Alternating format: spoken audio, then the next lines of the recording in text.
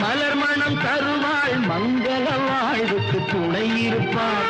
மலைமொழி தொடுவாள் மலர் மணம் தருவாள் மங்கள வாழ்வுக்கு துணை இருப்பாள் தாயில்லாமல் நான் இல்லை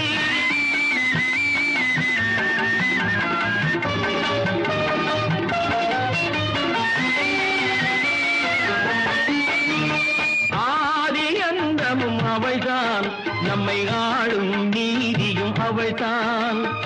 ஆரியந்தமும் அவள்தான் நம்மை ஆளும் நீதியும் அவள்தான் அகந்தையை அழிப்பாள்